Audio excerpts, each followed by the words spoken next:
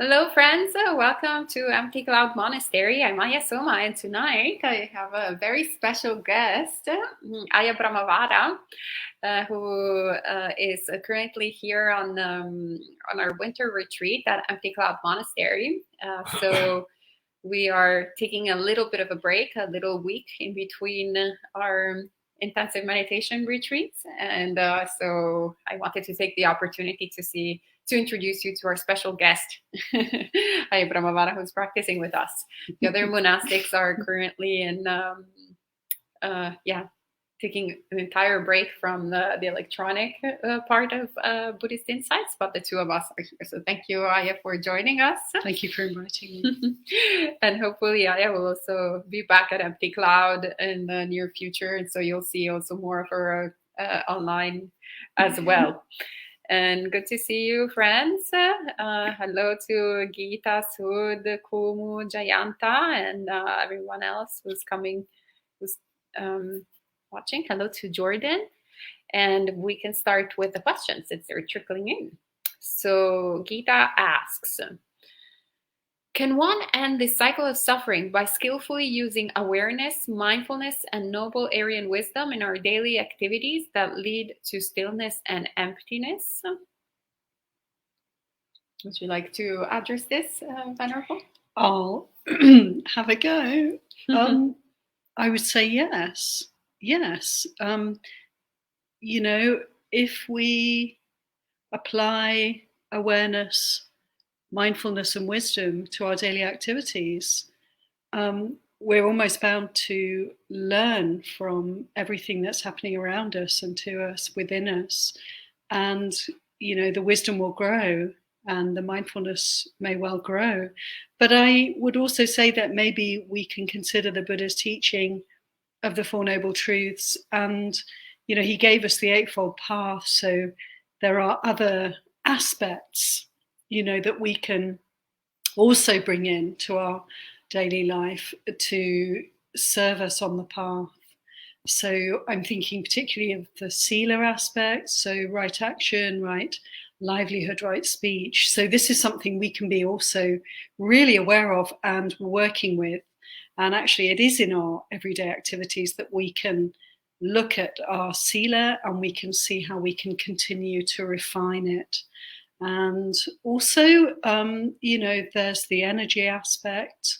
And I think also the samadhi aspect. And I think for the meditation aspects of the path, it's really helpful to, if we have the opportunity, to be able to even step back from our everyday lives and to put ourselves in situations of retreat.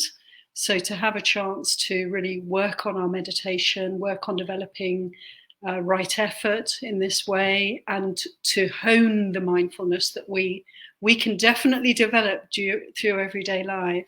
But we do ourselves a big favor, I think, if we take time out to learn more about the practice of meditation. And then we go back to our everyday lives and we can bring that in. So I would say absolutely yes to your question. Is it possible? Can we work on, I would say, ending this cycle of suffering in our day-to-day lives, bringing in mindfulness, bringing in awareness, bringing in the wisdom that we can learn from study of the suttas, the teachings of the Buddha, and our own innate wisdom that will grow through mindfulness. Yes, we can work towards ending this cycle of suffering. To end the cycle of suffering, I think it will be tough to do this without perhaps some support, meditation practice, maybe good teachers, and maybe some time and space for developing our meditation practice. Those are just my thoughts, but thank you. That's a good question and an encouraging question. Thank you, Venerable. And Jordan asks, I'm wondering how I can improve my meditation. I'm feeling happier now that I practice the 5 precepts regularly while also practicing right speech most of the time. Any advice to improve my meditation? That's a very good question as well. And I have a very good answer for you, actually. So one of the meditation practices that the Buddha recommends is, of course, recollecting Buddha, Dhamma, and Sangha, but also recollecting our own virtue. And so you're already seeing your very good place because you see how much happier you are now that you have taken the 5 precepts seriously and committed to not killing, not harming sentient beings, not intoxicating the mind. You're in already a pleasant abiding here and now, just by purifying, our daily action through body, speech, and mind, just by taking the 5 precepts. And so an actual meditation practice, formal meditation practice, is to recollect that. So in Buddhism, we're not encouraged to be, to take our accomplishment for granted. We're also not trying to become arrogant, but we're not trying to overlook it. And actually, the Buddha tells us quite the opposite, that whenever we do wholesome things, we should recollect them and feel good about ourselves. We should pat ourselves on the shoulders and delight in that mind. Also reflect on the devas, of how essentially a deva rebirth, so a realm, a divine realm, is the product of wholesome actions. It's a product of following the precepts. So we can see how our mind, our virtuous mind, is no different than the mind of the devas. How beautiful is that?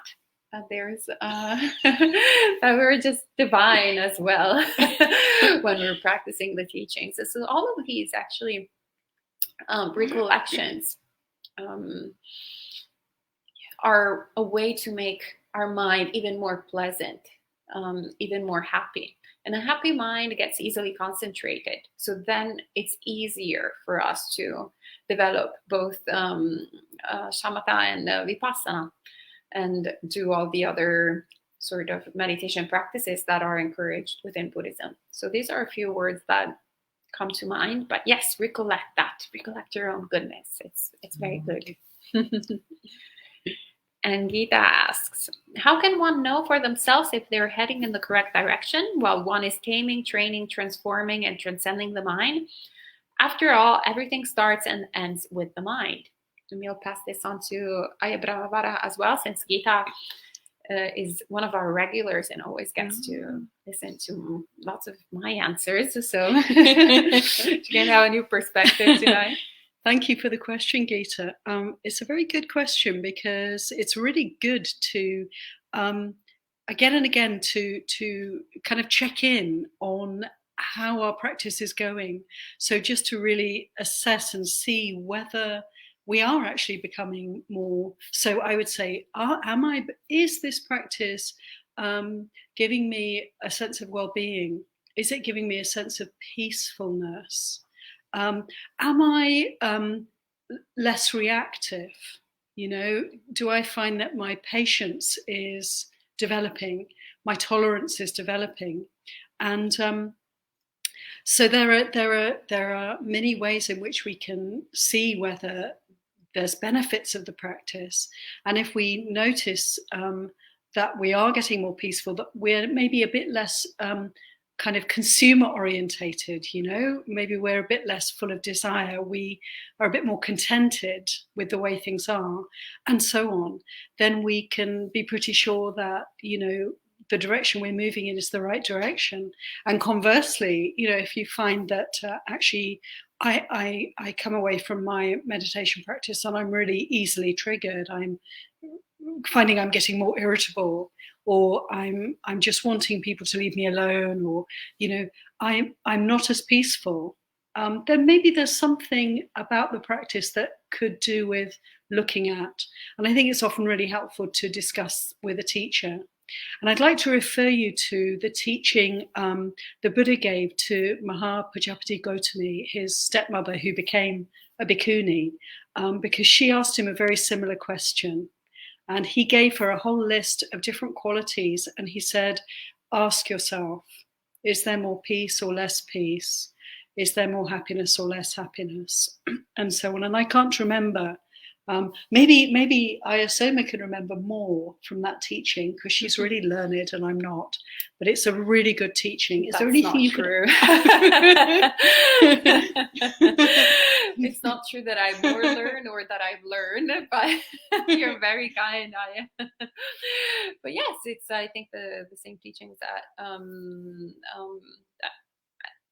precisely at what you were saying, and we can make that evaluation all the time. So essentially it boils down to a very simple reflection: is suffering increasing or decreasing, and in the mind? And then we can simply know, yes, if it's decreasing, then I'm doing really well and I keep going. And if it's increasing, well, there is something that needs to be reviewed, both in terms of the practice where we are and also in the living conditions. So several suttas where the Buddha addresses actually all these different aspects, both in terms of our conduct, and by the way, also in terms of others. So not only like what we think about, if we are having quote unquote a good time, but also like our actions and my states leading towards the benefit of also other people that are around me. So if I'm angry all the time and all the the people around me are suffering, perhaps out of delusion, I might think, but I'm actually like totally okay being angry. And we might not even see our own suffering, but the suffering of others is quite clear. If we are in our bouts of anger all the time, for example. But anyway, but really, like, it's the evaluation of suffering, I would say, that then we can. That's a really wonderful point. I mean, just the point that I made about other people, because I find that myself, if it's not easy for us to really see ourselves clearly. If we're more of an ignorance type of person, we're more inclined to confusion, then the people around us will really guide us. And it doesn't have to be just teachers, it's the people that we live with. And it doesn't have to be in a monastery, it can be your family, your friends, your colleagues, just watching how they relate to us. And is it getting smoother? Is it getting easier? Am I easier to be with? Or conversely, are people struggling with me? And that's a real pointer. So yeah, thank you for that. Oh, thank you, Venerable. Yeah, I have to say that actually at a certain point last month, it was very difficult for me to practice. And I was getting a little bit lazy in the way that I was like, whatever, I don't want to really do like push myself so hard. And then I actually thought, I recollected what the Buddha says. Even if we practice just for the benefit of others, that is a good enough thing. So I thought, yeah, I can be quite unsufferable and better practice at least for the benefit of the people that have to live with me. Otherwise, they will, they will have to deal with the consequences of living with super unenlightened Ayasoma instead of just enlightened Ayasoma. So it's good to always see that if whether it's for ourselves, if sometimes it's the practice, we think what pushes us, what motivates us is to actually do it, can be kind of what we perceive as selfish. But even if we have a selfish pursuit, like that we really just want to get out of whatever kind of suffering of experience that we have in that moment, that's fine. If we don't care about ourselves and we care about others and we focus on them, that's fine. Doesn't matter. The Buddha says that even actually, well, he's particularly talking about monastics, but I think we can extend it to lay people, that even if, in this life we practice with much desperation without ever seeing kind of a light of of happiness, so basically being depressed the day and night and crying, it's still worth doing. Essentially, I think because we're creating wholesome conditions for the future with, then we are going to be able to have a sort of easier time in practicing the teachings. And so we're just going through a bout of karmic obstructions. So whether we want to do it, whether we don't want to do it, whether it's the right time, where it's easy, where it's hard, always practice. When it's raining, where it's sunny, if it's summer, if it's winter, if we're tired, if we are not tired, if we're healthy, if we're unhealthy, like constantly. That's basically, in essence, right effort. You know, it was interesting actually the past month because there was not a fixed schedule. So there was because doing a lot of group practice gives you so much energy, you know, all the time, you know, kind of forced, because otherwise people, you know, they're gonna like notice your lack of presence there and maybe think you're lazy and stuff or whatever.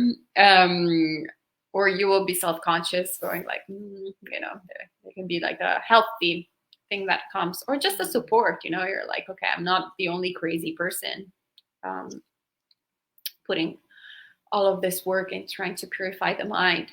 But when you're by yourself, there can be a few layers of challenge, especially for a month. You know, if it's a short period of time, but I was by myself for a month, most of the time there was very little community practice. So it was very interesting to see all of these tendencies of mind and what really it means to cultivate right effort when no one is looking at us, you know.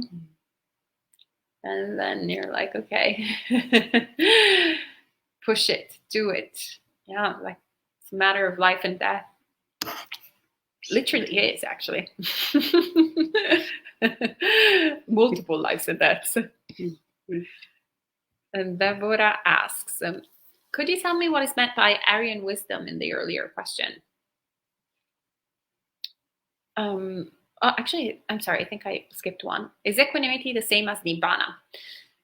It's not the same as Nibbana, but it's definitely something that needs to be cultivated and developed fully in order to attain Nibbana. And Aryan wisdom, well, essentially is the enlightened wisdom, the noble wisdom, enlightened beings. Wisdom. I'm sorry to interrupt. I've seen this question come up from other people in Western. They hear the word Aryan, and the word was corrupted during World War II by, you know, the Nazi regime. So sometimes we see Aryan or the noble wisdom, and so sometimes some people associated with that corruption of the word and the corruption of the concept. Yeah. Thank you, Anagarika Jens. Yeah, I hadn't thought about that. So Anagarika Jens was pointing out how this word, as well as the swastika, actually has been corrupted and appropriated by the Nazi regime, unfortunately. So that's like one of the, it's a bit different in Buddhism. It's, how do you say, mirrored? It's reversed. Reversed. Yeah, so it's actually a very happy and beautiful symbol that has been is present in Buddhist countries since the history of time. But last century in Nazi Germany, some of these words and iconography has been co-opted. So yeah, the Aryan wisdom has nothing to do with Hitler. It's it just has to do with word of, you know, there's also like some funny words. Even enlightenment is actually a really funny word that is used that these days we don't really question, right? But, you know, like to translate Nibbana as enlightenment, we should just say coolness. That's essentially like more of a, or extinguished. Yeah. But coolness, I like coolness because Nibbana is really cool in every possible sense. So maybe we can call it cool in the mint. And we can also say cool wisdom. Yeah, that's good. That's better than Aryan wisdom. How do you feel about that? That sounds good to me. All right. So that's what Aryan wisdom is, cool wisdom. And Sud says, Dear Venerable, is it fair to say that one with right view will not have any ill will since they cannot harm anything? Venerable? Oh, I wish. Yeah, I mean, if you have perfected right view, yes. And, you know, we can work with right view in such a way that we understand that when we experience ill will towards others, it is actually dukkha, and it is unwholesome, and it's harming ourselves. Before we even would go anywhere near harming another person, we're harming ourselves when we feel this defilement arises in our heart, in our minds. But I would say that for most of us, really, we're cultivating right view, and we're learning to become very conscious of when defilements such as ill will arise. And this is something to really celebrate, and I think if we're expecting to be rid of ill will because we've understood the Buddha's teachings to some extent, then we may experience disappointment with ourselves, because if ill will arises, it's then like, that shouldn't be happening. The attitude is more like being willing to cultivate awareness, cultivate mindfulness, and be able to pick up, to notice, to catch as early as possible the arising of ill will or hatred or other defilements, any kind of defilement, because it's in the seeing that we can notice transformation is possible. When we see ill will arising, first of all, we're not so likely to follow it through and act upon it. And secondly, we have the opportunity to, through witnessing the arising of a defilement, you can see, it's almost like, I see you, Mara. It's like, through seeing that ill will, we can watch it arising. It'll last for some time. And then if we're mindful and present, we can see that it fades away. And this is a mini liberation, and the practice provides these opportunities to notice the little freedoms that can arise again and again when we're willing just to stay steady, stay mindful, stay present, and watch the defilements arising and passing. And this is right view. Right view is what enables us to do this practice. And then, the quality of ill will, the other defilements that may come into the mind, we're not really in control of that. You can say that's cause and effect, that's past karma. What we do have absolute control over with mindfulness and with practice of the Eightfold Path is that we don't have to be like on autopilot. We don't have to follow those defilements. On the contrary, we can stop right there and allow them to pass away and no longer be subject to that particular flavor of defilement. And having said that, these things can come up again and again. But every time we are able to see, say, ill will arise and pass, we're that little bit freer from that quality, from that defilement. And over time and with patience, applying the practice, and as I was saying, whatever the weather, whatever the mood, whatever the situation, just keep the willingness to make effort, to put in the energy to practice. We can be very sure that these defilements will be slowly but surely eroding. We're slowly but surely watching them become eradicated, and there'll come a time when there's absolutely nothing left, but we're not really able to make that happen. That's not in our hands, and that's fine. What we do have the opportunity to do is to practice. So I hope that makes sense. And also Aya has really mastered that. Yes, she has been officially nominated by our monastic Ajahn Stan. He always picks the one with the most metta. So as soon as he saw Aya Brahmavara, he was all over the lap. Her lap. I don't think you have multiple laps yet. That would be weird. Aya's made a very good point, which is, thank you for that, because let's remember that when there is ill will, and if it's difficult to be with that, if we're finding it's a struggle, there may be waves of ill will coming, or there may be a situation that's created so much ill will for us that we're, really like struggling to hang on in there, then of course the Buddha gave this remedy, which I am familiar with. My work with this is, of course, bring in metta. we can bring in metta. And, when we're in the midst of a storm of ill will, we're not necessarily going to feel loving, sweetness and love, but the willingness to just bring to mind this Brahmavihara, this beautiful quality of loving kindness. If we can just bring it to mind, then it is a remedy, and it will balance, and it will help us to see the end of ill will.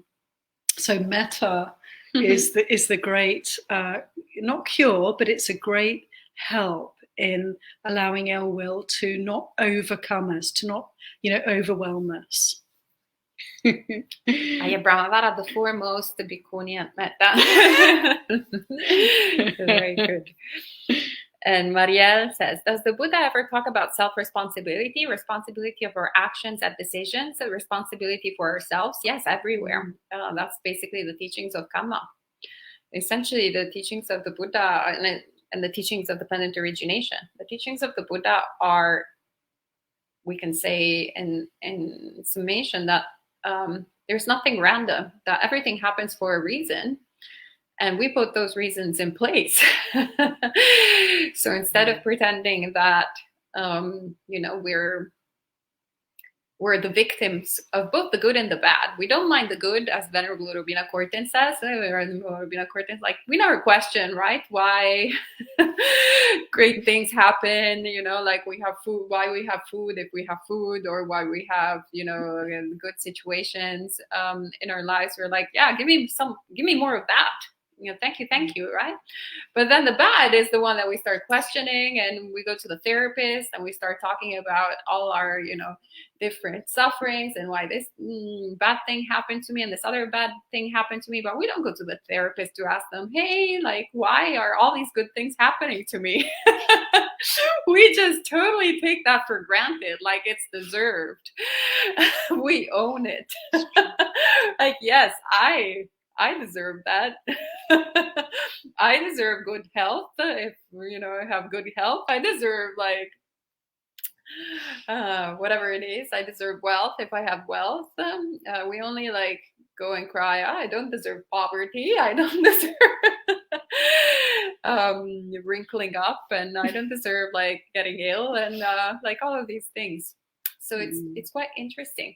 Well, the Buddha says, no, you should actually take ownership of pretty much everything, both the good, and that's connected to the question that our friend earlier had asked about virtue, that we were talking about. Yeah, taking ownership of the good things that we do, like being virtuous sentient beings, like practicing sila, practicing the trainings that the Buddha has given us. We take ownership of that. So we take ownership of the actions and the wholesome consequences that are there, and we take also ownership of the bad actions and the unwholesome results that will happen from that. And of course, the skillful way is not one because we tend to sometimes have wrong view. Well, a lot of times wrong view actually, but especially when it comes to karma, we tend to think of it as this punishment. Oh, poor me, when bad things happen. And sometimes there can also be wrong view in when one has a good understanding of karma, in the way that there is wrong view because there is a wrong action followed from it of inaction. So going oh, it's my bad karma that I'm treated, in this particular way, or that I'm in this sort of situation and predicament. So then you just stay there and you decide to stay there in that situation, in that painful situation, without doing anything about it for yourself and for others, which in Buddhism, by the way, there's no difference between self and others. It's just whatever you do for others, you do it for yourself. Whatever you do for yourself, you do it for others. And by the way, the Buddha says, actually, interestingly enough, that if you can only choose between doing something for others and for yourself, you should do it for yourself first. Because whoever doesn't love themselves will not be able to love others. So first we need to kind of create a solid foundation of metta for ourselves, and then spread it to others. So that's very important to do that. And so taking responsibility, once again, like not thinking that it's a punishment, but just a consequence. No difference than the law of gravity. You know, we don't think that the world is punishing us because there's gravity. Like we quite see that there is no reward or punishment. It's just the way that things are. It's the same with volitional actions. And so in that way, we take responsibility and we learn from what has gone right and what has gone wrong. We learn, we start distinguishing things, and we become more and more skillful. And Gita asks, when one is in absolute bliss of meditation, would it help to reflect that even this is impermanent, arising, staying, and passing away, seeing all sankharas are impermanent, not clinging to anything? Venerable? Absolutely. In fact, very important to bring in that wisdom, because it's a bit like I was just saying in terms of responsibility. It's like if my practice is going really well and I'm just experiencing waves of bliss, how wonderful is that? There's an inclination, there's a tendency rather to want to kind of, in a way, bask in that bliss, you know, to really sort of relish it, and also, of course, to hold on to it. And there we are. We've lost the path. We've lost the way. As soon as we start to do that, as soon as we start to grasp, we're actually back in the wheel of suffering, and it's difficult not to do that. That's the thing. I think, you know, when meditation is very easeful, and we're experiencing a lot of positive states, even very blissful states, even very peaceful states, it's a natural inclination. The mind will incline to grasping. So we have to be very aware of that, because, you know, you can get into sort of dead ends on this path of practice. You can get stuck up a one-way street, as it were, you know, starting to enjoy the concentrated states of mind, the jhana, the bliss, the peace. And, you know, the Buddha said, if we really cultivate these states, primarily cultivate these peaceful states, then we can stay there for a very, very long time. And the implication is even that after passing away, the mind will incline to those states, and we'll go to the heavenly realms, you know. And excuse me, some people may find this really weird, but I'm just saying there is this sense that we can get caught up in the heavenly states, in the Devalokas, in the realms of bliss for a very, very, very long time.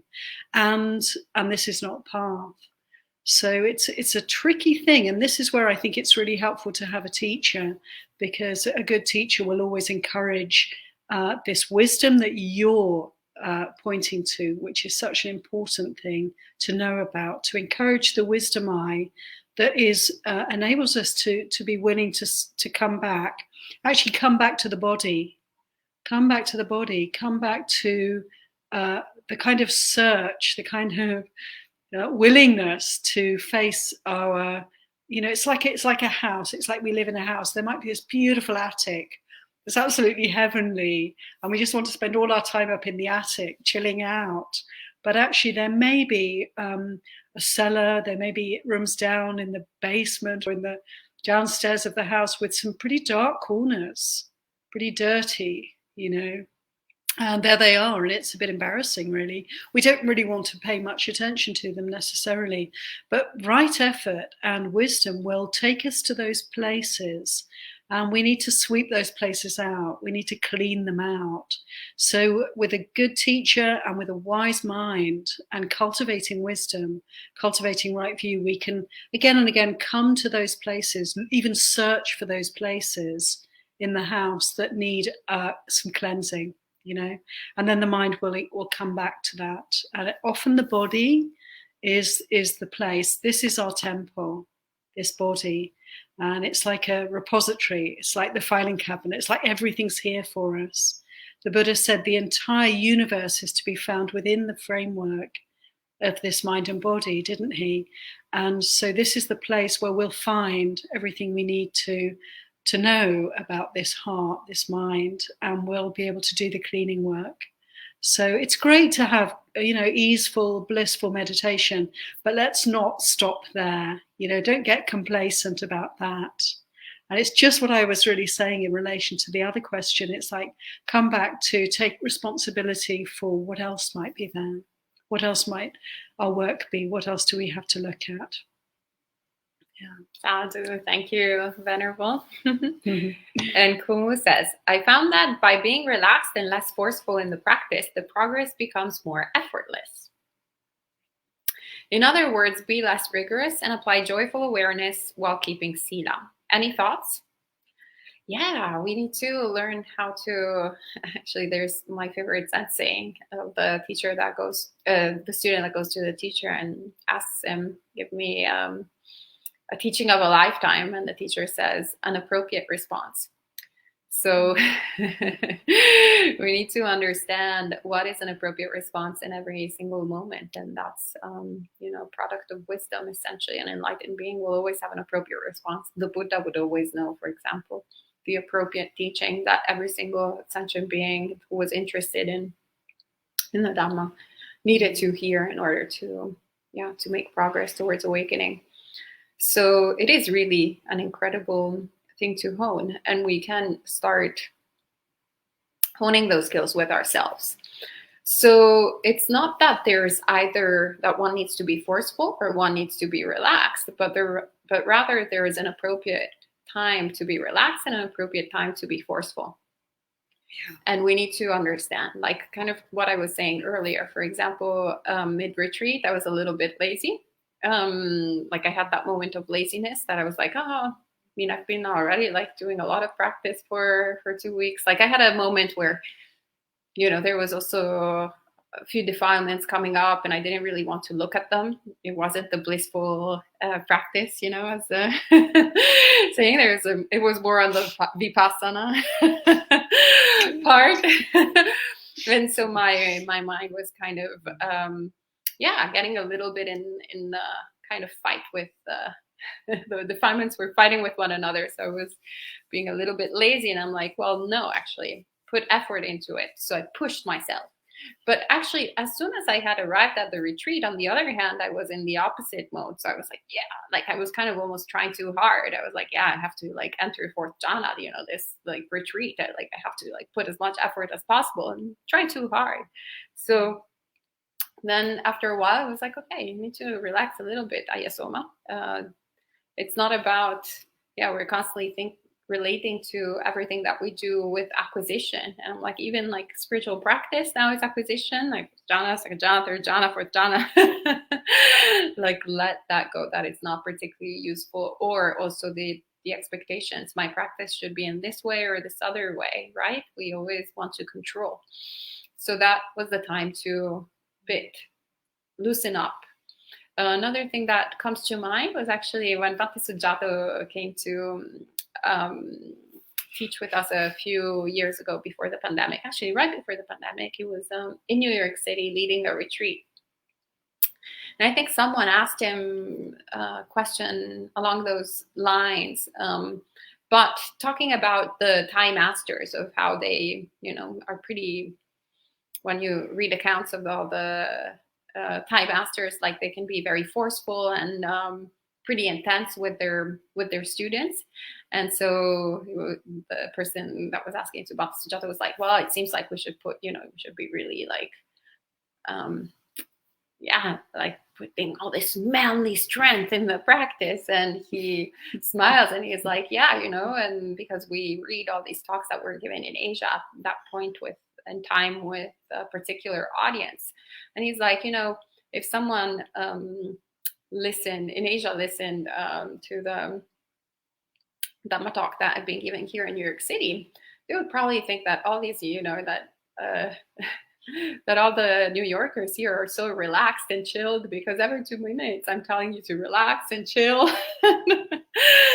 and don't worry too much about things and so forth. And why is that? Because the average New Yorker is really pushing hard to attain things, to shift things. So the appropriate response is to instead relax. And he was saying on the flip side, the people in Thailand that, say Ajahn Chah, for example, was dealing with, or other Thai masters were, on the other hand, very relaxed by default.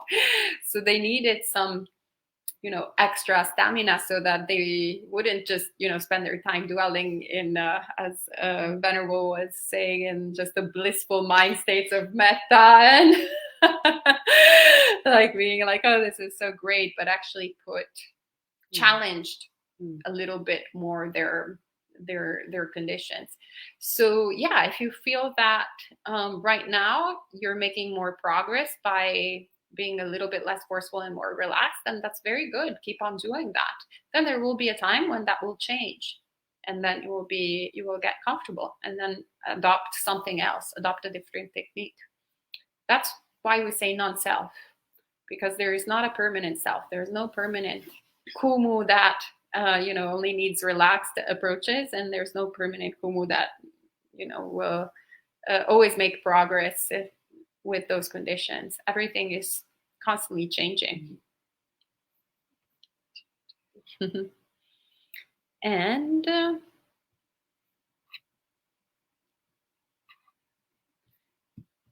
Jeff says, what is equanimity then, and how do we cultivate it?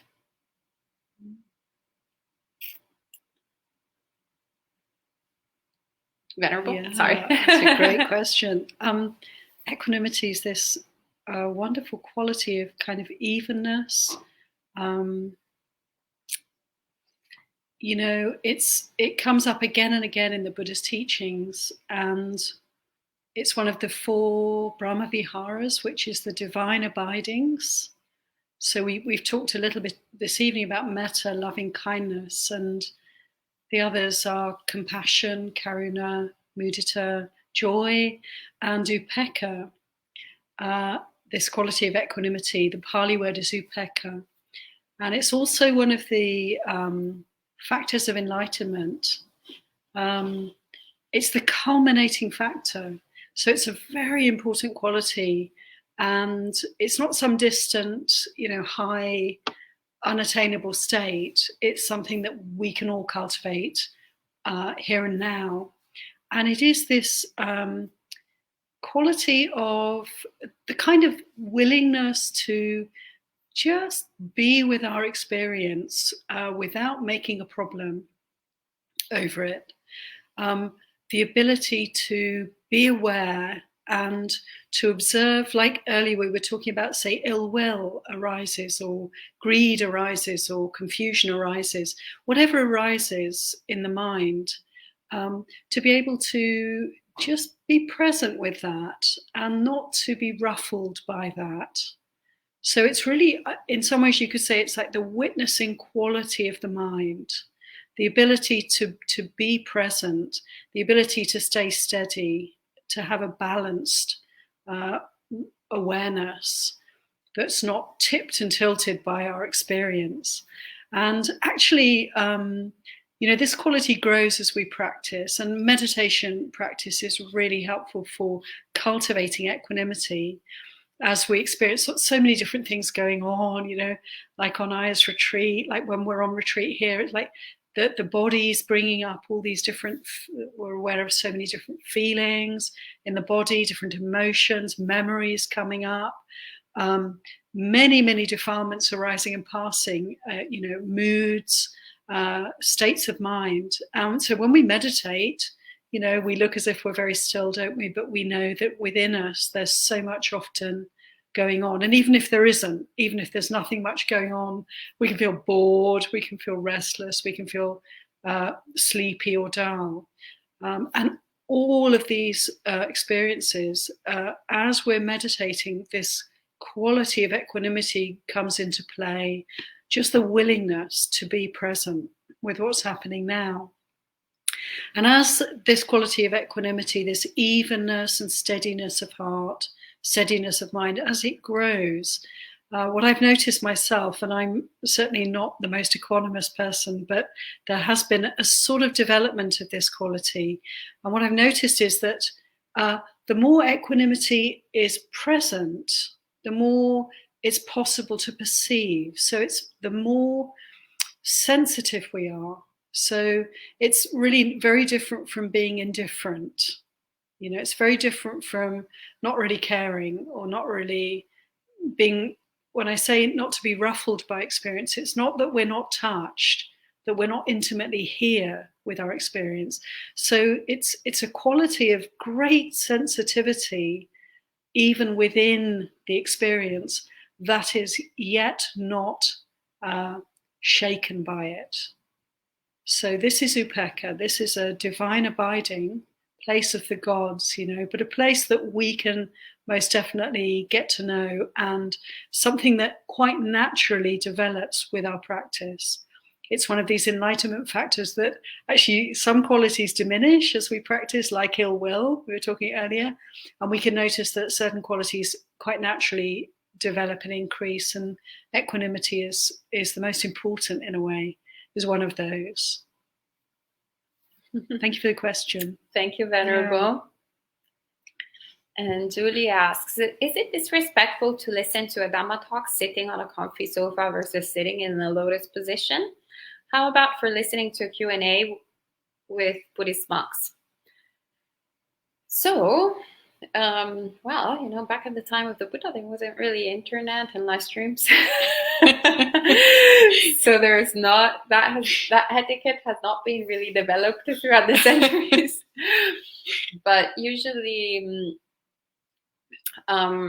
well, it is important, I will say, like what kind of posture we have while listening to the Dhamma, and what kind of respect we're giving to the speaker.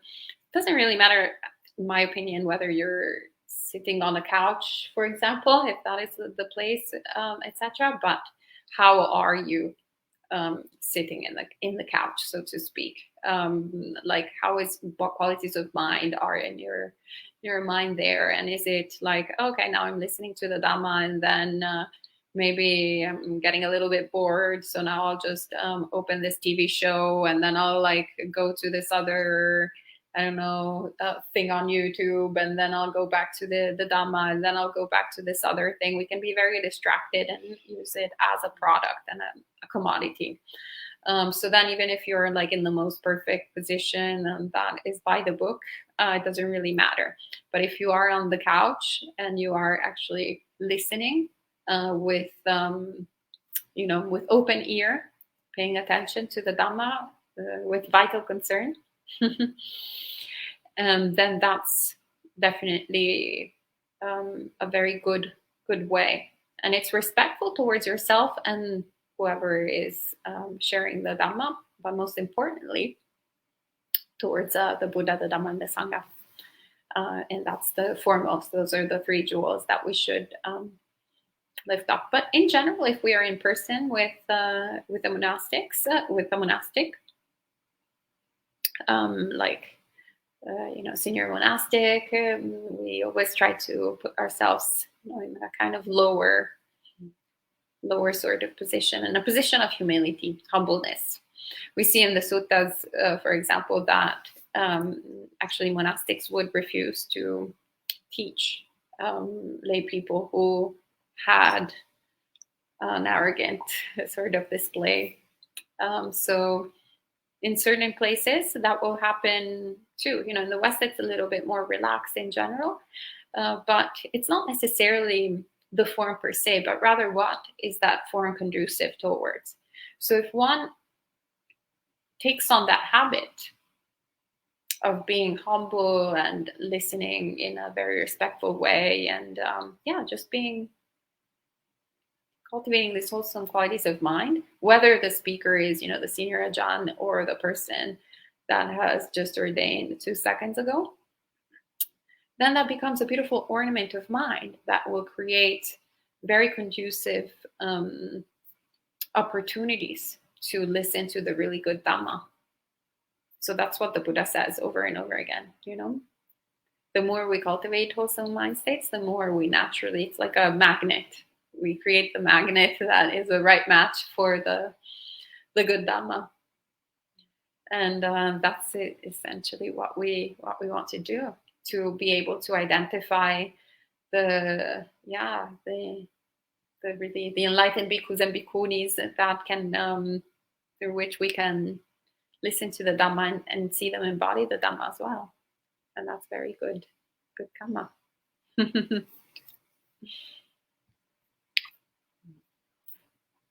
And so war in one mind need to overcome. Yes, that's correct. We all need to. We have a whole war in our mind. And it's happening now outside, like physically. You can see it with current events, more and more war. And we see that our mind, it's also internally. And Marielle says, so basically samsara might be understood as a cycle of taking responsibility. Yeah, I mean, our experience of samsara, yes, we can take responsibility of that, I would say. I think that I could say something yes, on please. that subject, because it just reminds me this theme of responsibility. I was a Goenka student for many years before I became a nun, and one of the things that really stayed with me from Goenkaji's teaching was that in one of his talks on these 10-day courses that he was teaching, he says, most people in a situation, if they're upset by something or something unfortunate happens, they will sometimes be willing to take some responsibility, maybe even as much as 50%. So maybe 50% of my reactions mine, but they, the other 50% is with the person who's created my upset. And then Goenkaji said, actually what we need to realize is the truth, which is that we're 100% responsible. And, I remember hearing this many times, but I remember the first time I heard him say that, I had a big reaction. It's like, no way. What about, you could think of many, many examples, but say of a small child who's, in some way hurt or harmed, abused. Absolutely, it's not their responsibility. So I questioned teachers about it, and I reflected on this teaching, and I've come to accept that it is a true teaching in the Dharma sense of usefulness and in the sense of path. It's like, if we can have that attitude of responsibility to the 100% extent, then we will be able to practice really well and to overcome many, many obstacles. So it's like, if something unfortunate happens to me, it's very easy to feel, well, actually it's not my fault. Something happened that was out of my control. But the point where we take 100% responsibility is where we're willing to work with whatever has arisen here as a result of what has happened, and to take 100% responsibility for dealing with that. So you see, in this way, it really does make sense. In this way of practice, if I can take 100% responsibility for whatever I'm experiencing, never mind the cause, never mind the reason. Don't let the mind go into the past. Don't let the mind proliferate around that. Come home to what's happening here and now, and take responsibility for that. Then we can really shift mountains. We can really transform karma. And so 100%, I think responsibility is what the Buddha's teaching. And rather than the theistic religions where we might pray to God for help, we might want to put that responsibility elsewhere. The Buddha's really saying to us, no, it's up to us to purify our hearts and minds. Nibbana is attainable, but only when we take responsibility and do the work. Yeah. Sadhu. Yes, absolutely. Thank you so much, Venerable. Yeah, actually, that's I think the end of the Sabbasava Sutta, where the Buddha, not the end of the Sabbasava Sutta, the end of the first part of the Sabbasava Sutta, when the Buddha talks about the uninstructed worldling, how we get caught up, like, what was I in the past, or be in the future, who am I now, and just constantly getting so wrapped up with self-identity, and instead the invitation of this is suffering, this is the cause of suffering, this is the end of suffering, and there's a way, this is the way out of suffering. So it's very beautiful. Focus. Yeah. Otherwise we can get very much into the realm of speculation. We have no idea what we've done. I mean, actually we do. We've been everything and everyone in samsara except for an awakened being. So I think it's time to actually accomplish that. Sadhu. And Sun says, Dear Venerable, do you have any insights in how one can develop equanimity in situations where compassion might overwhelm one to make a bad decision? Well, I would say that actually that situation that you're describing is not real compassion.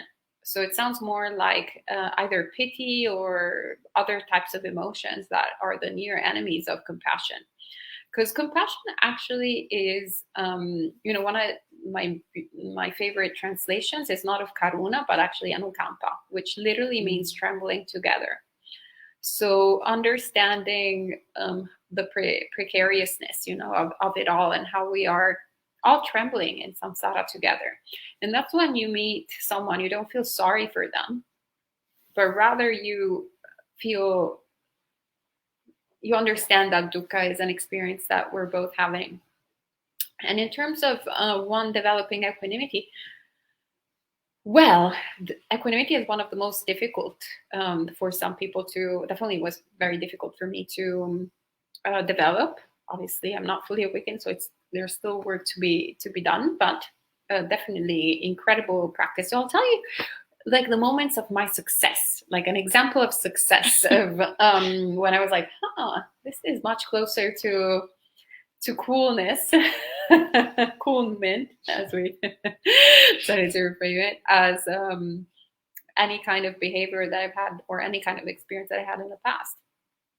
And we were talking about today of the chickens. We had these chicken friends here at the monastery that the fox, local fox, unfortunately one day killed. But before the fox killed the chickens, there were other animals, because it's really interesting rebirth being a chicken, that 90% of the sentient being population finds you delicious and is interested in murdering you and having you for a meal.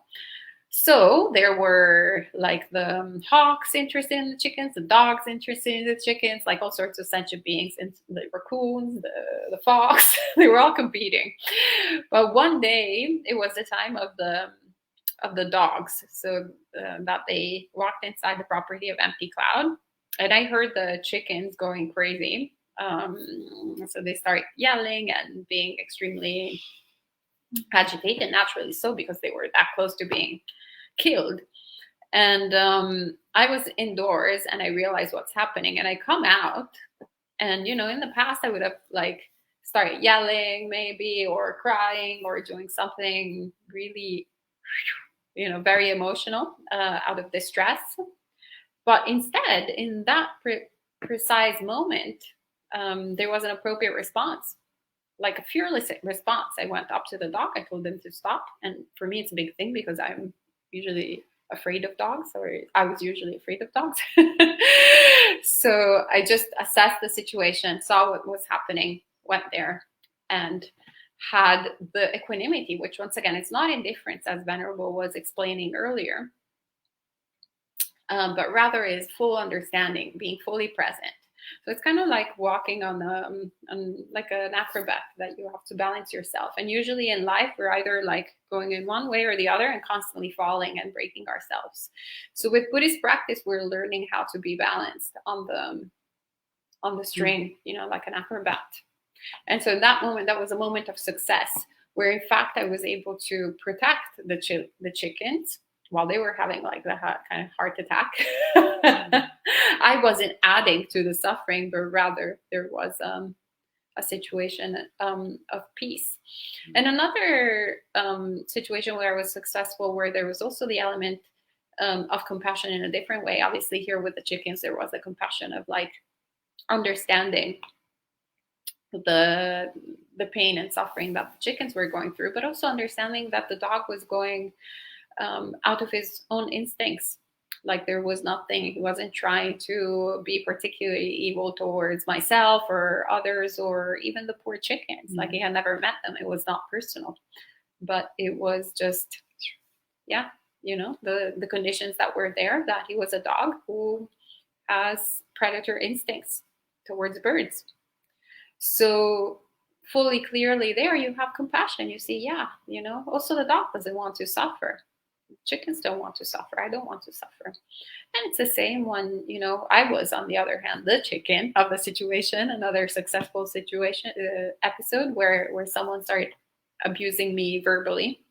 And once again, I was capable of being balanced and fully understanding the person is actually abusing me in this moment because he really cares about, you know, this particular person wasn't particularly happy to see a bhikkhuni. So in his worldview, bhikkhunis weren't supposed to exist. And so when he saw me, he started saying, "Fake monk, fake monk." And usually I would go like, either poor me, like I would have either started crying or I would have gone, "Fake Buddhist, fake Buddhist."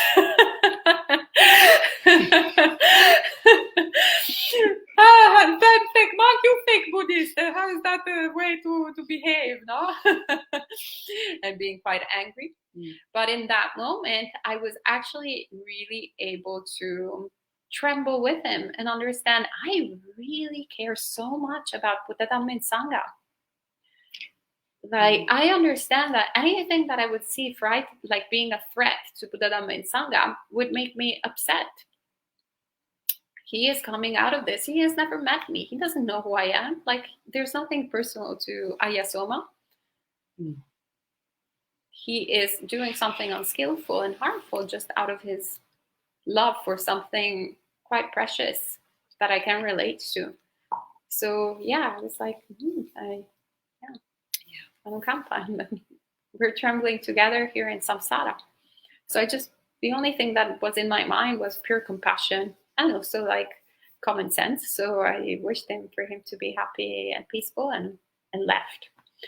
So I'm sharing these successful moments and not the unsuccessful ones. Because the unsuccessful moments will happen as we're having successful moments too. Or the successful moments rather will happen as we are going through and making unskillful decisions. And that's when we need to cultivate patience towards ourselves. That also creates conditions for equanimity to happen, to fully understand that we're not quite there yet. So it is a path.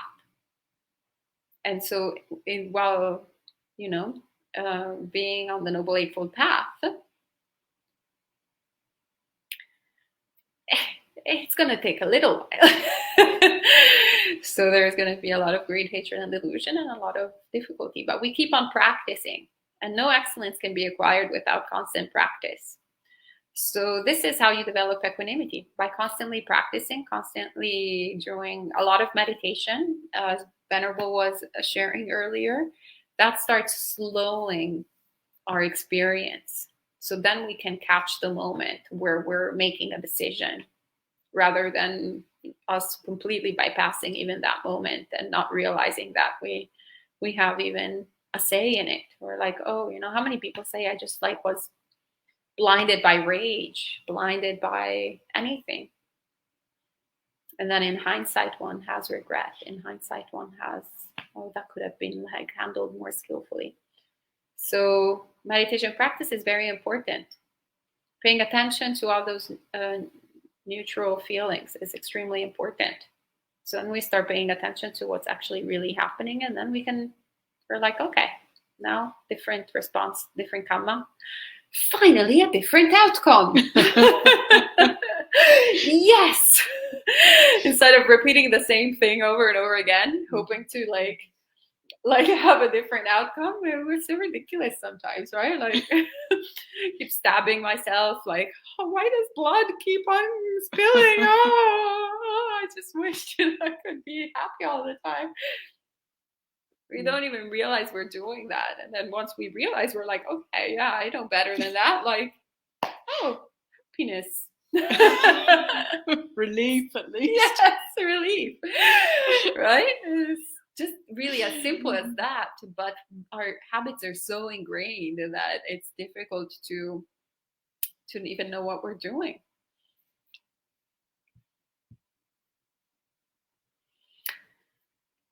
And Albert says, for all the years I've been studying Buddhism, am I correct in concluding that the concept of illusion is related to material impermanence? That has been my understanding. Venerable? I'll just take that in again. Are you correct in concluding the concept of illusions related to material impermanence? Well, what comes to mind for me with your question, thank you for your question, is really that that material impermanence is true. So actually, the Buddha was really inviting us to look around us at the material world, both externally and also internally, and see if we can find anything that is permanent. Actually, everything in the material realm is constantly changing. So impermanence, I would say, is one of the fundamental truths of reality. The Buddha talked about these 3 aspects of reality: change, impermanence, dukkha, unsatisfactoriness.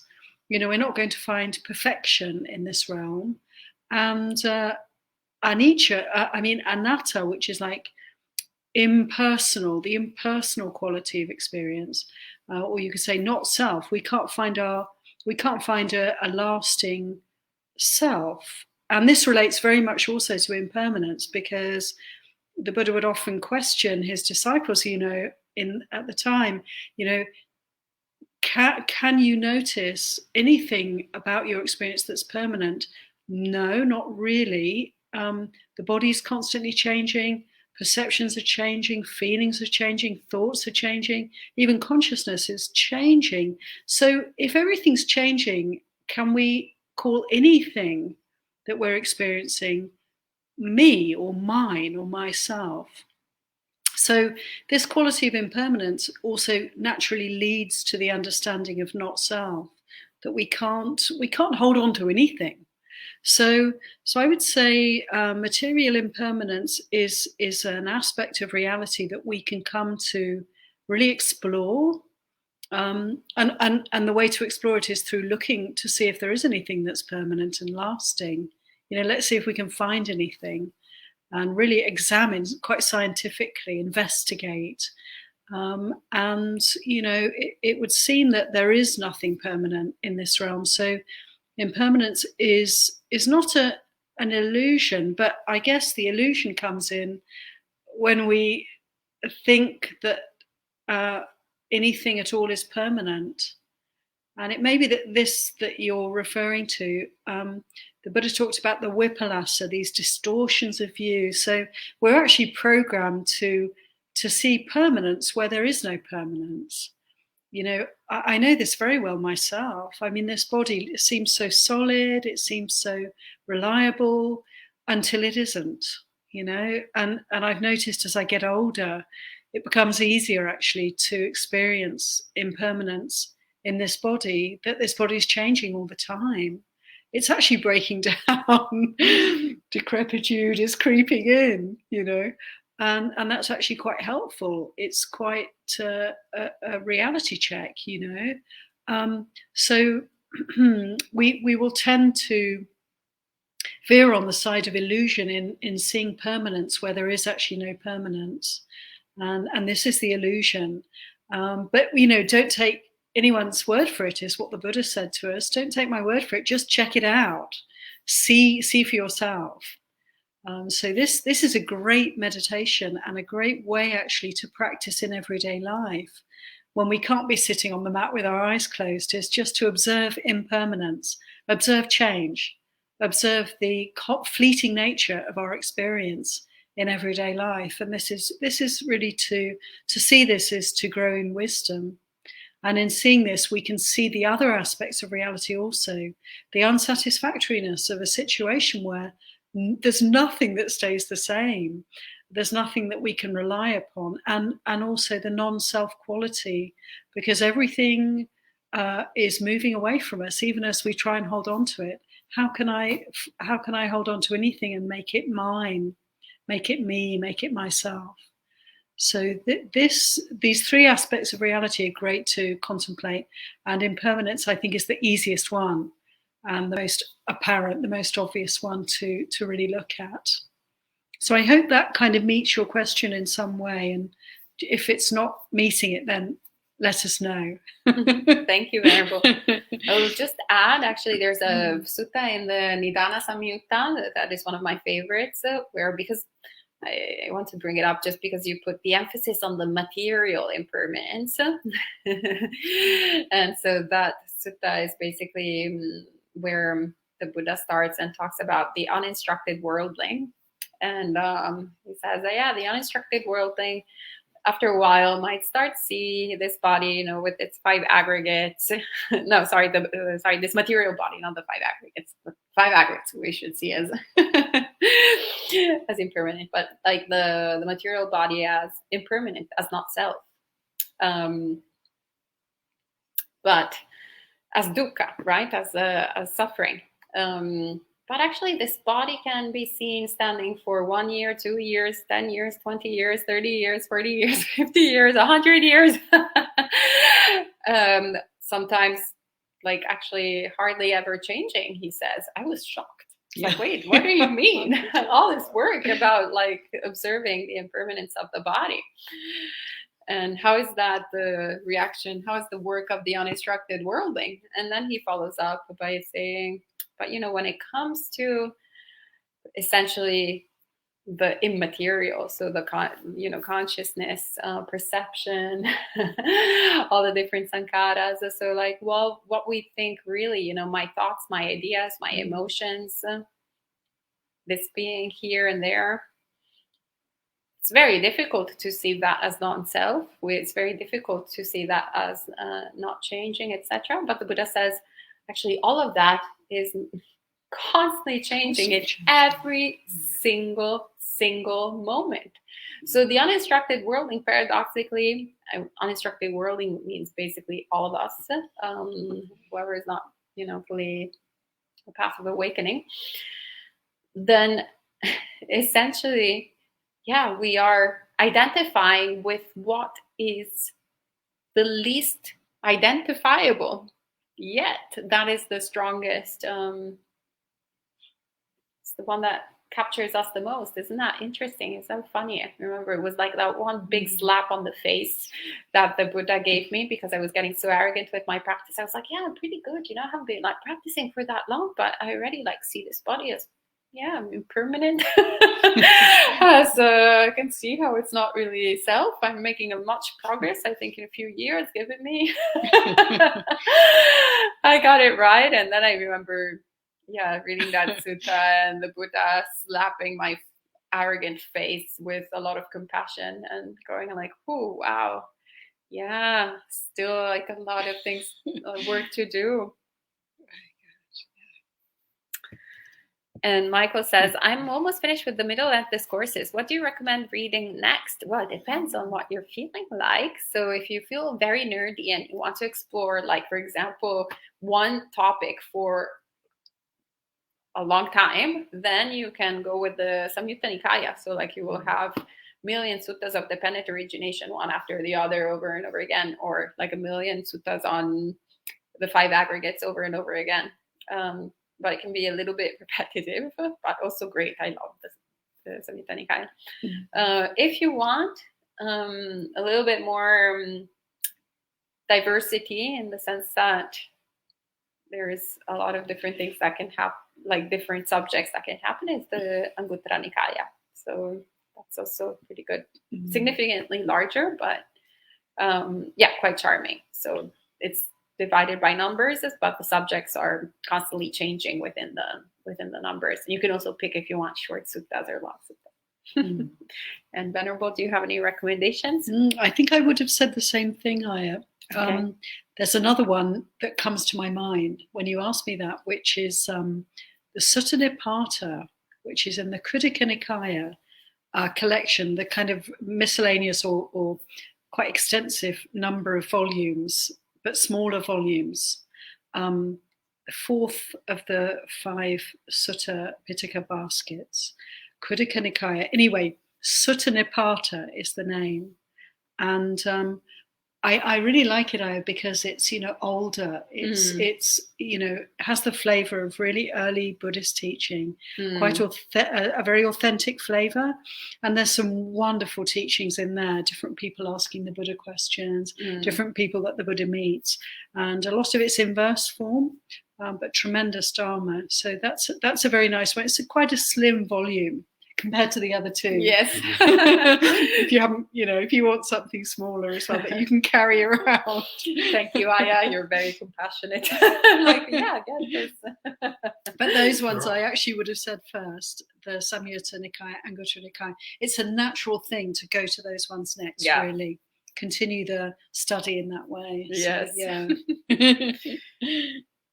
Thank you. And Celestino says, Sadhu, blissful states, as you say, can be easily grabbed. However, right view does not see blissful or suffering states as different because linked to the body and present self-consciousness. So both states should not be seen as useful or real. When meditation or samadhi is very easy, then I find more useful to use it in emptiness in order to give to the mind the strength to deeply evaluate single things, giving rise to panya. What do you think about this? Venerable? Yeah, thank you for this. I agree with you, yes, that tendency to react to pleasant or unpleasant experience, we can really, with right view and with experience, with meditation practice, we can really start to notice that the mind really doesn't jump onto that discriminating bandwagon.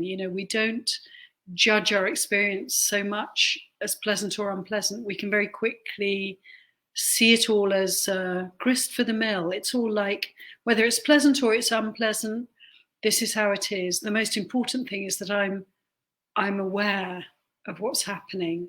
And, in many ways, like earlier I was saying about the danger, that very good question about blissful states and how do you work with that, the danger of getting caught up in the pleasant sensation.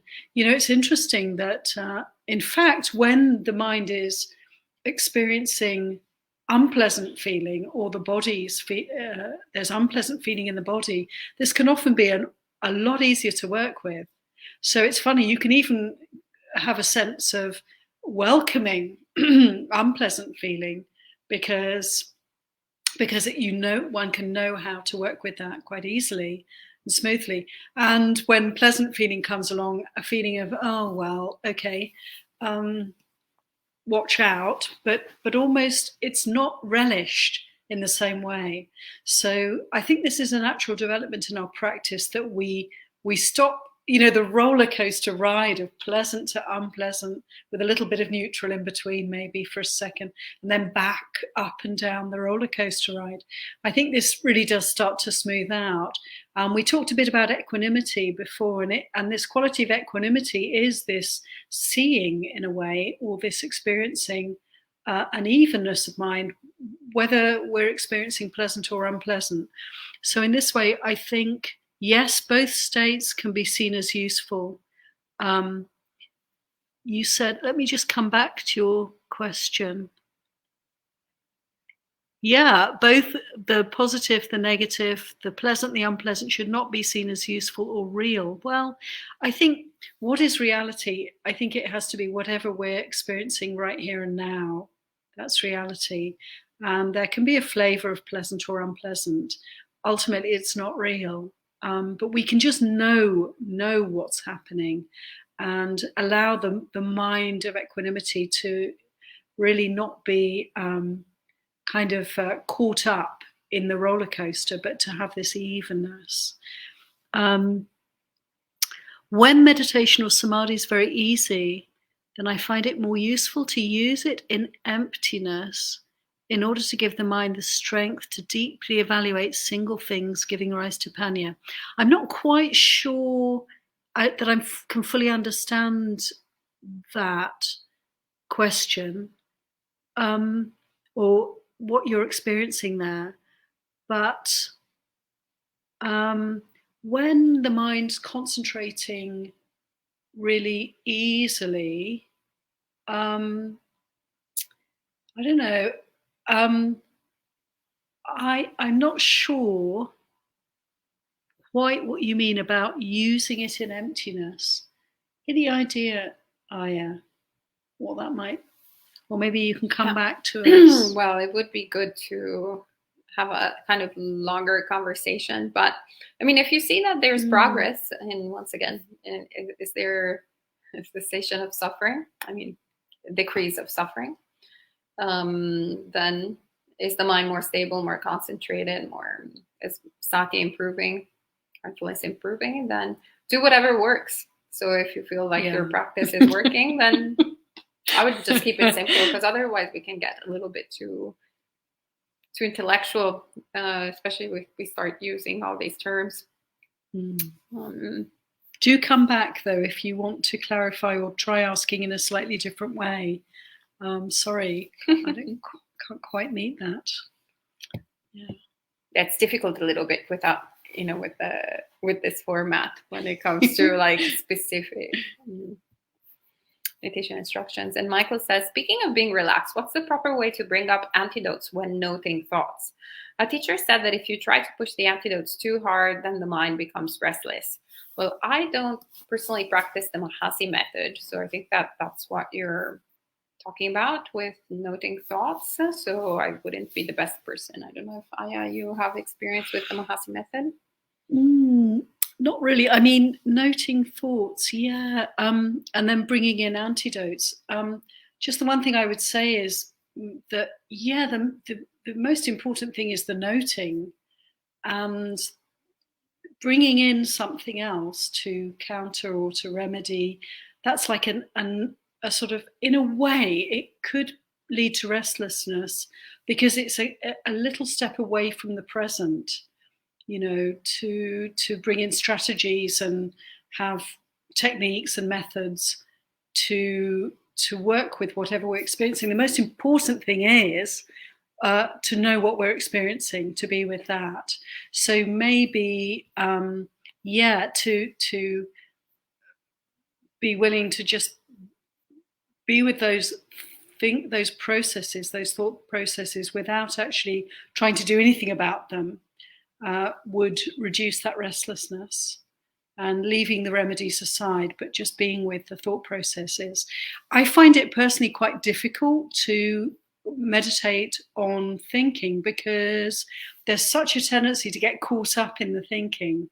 So the stream of thought can be quite compelling, can't it? And it can carry us. And before I know it myself, sometimes I can be really lost in the kind of torrent of some kind of pattern of thinking that takes me away.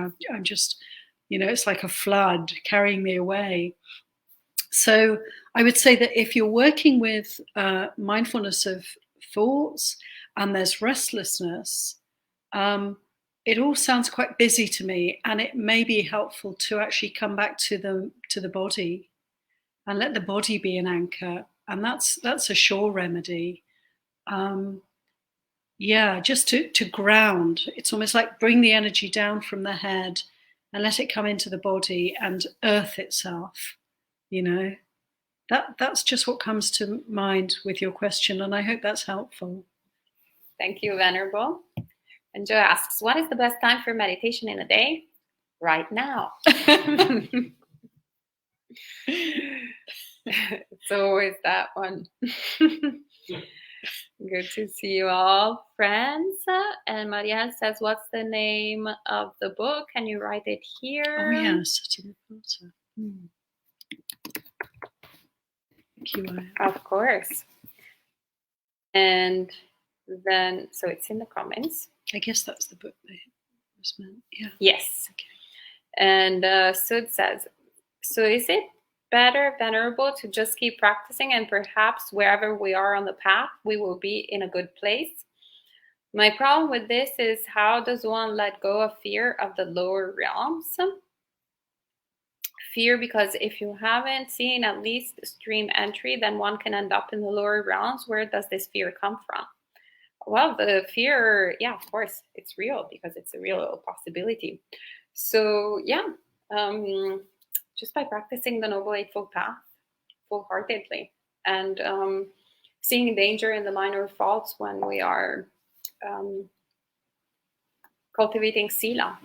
Essentially, that is what creates bad states of realms of existence, is whenever we cultivate greed, hatred, and delusion, and mainly we do it by transgressing the precepts. So the 5 precepts is all you need to attain stream entry, really. Also, the monastic precepts are an elaboration of the 5 precepts. So it's out of compassion that Buddha gives us more tips to make sure that we perfect it. But, Ajahn Pasanno, one of the really good reflections that he invited us to think about when he shared Dhamma with us was that at the time of the Buddha, there were more stream enters that were lay people than there were monastics. And that's because there are more lay people in the world. So we just practice where we're at. And yeah, if we really, it's the same, attitude of mind, really seeing danger in minor faults, and cultivating hiriyottapa. And then the more we just essentially put the mind, drench the mind with the Noble Eightfold Path, then the more it's just not an outcome that will happen. So essentially, it's also very important to remember what the simile of the, I think, is it a pinch of salt? Yes, so the Buddha says, if you have a bit of water, like this glass, and you put some water in and then some salt, like a spoon of salt, say, well, the water tastes salty? Yes. But if you put a spoon of salt in the lake, you can't taste the salt. So essentially, you can't do anything about the salt, because that is already there. We've created, that's bad karma, essentially. But what we can do is get more water. Let's dilute it. And that's what essentially the precepts do. They refrain us from doing the bad karma that we've been doing so far, and then create conditions for good karma to happen naturally. Because when you don't want to harm anyone, when you have no ill will, then you only have a mind of compassion, mind of mudita, mind of all the brahmaviharas. So that's all it's left. Like, you're eliminating all the different issues. And conversely, if you develop the brahmaviharas, then you're eradicating essentially the fertile conditions for all the defilements to come and nest and grow. So yeah, there's no waste of time, obsessing about the past of what we've done and nurturing fear and all these mind states. Better time invested more proactively in just practicing the teachings and just doing what the Buddha tells us to do, not whatever we've done in the past, we've done it. Nothing we can do.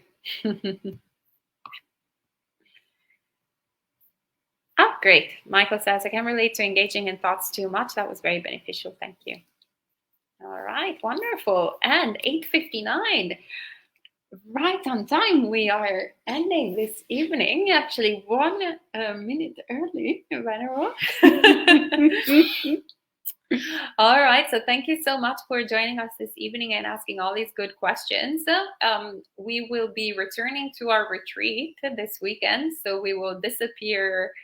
Actually, the monk chat will be on pause until April, so no monk chat for the next 3 weeks. And I think Venerable Palagnani is continuing her live streams, and possibly Venerable Vimalagnani also is doing her live streams. I think.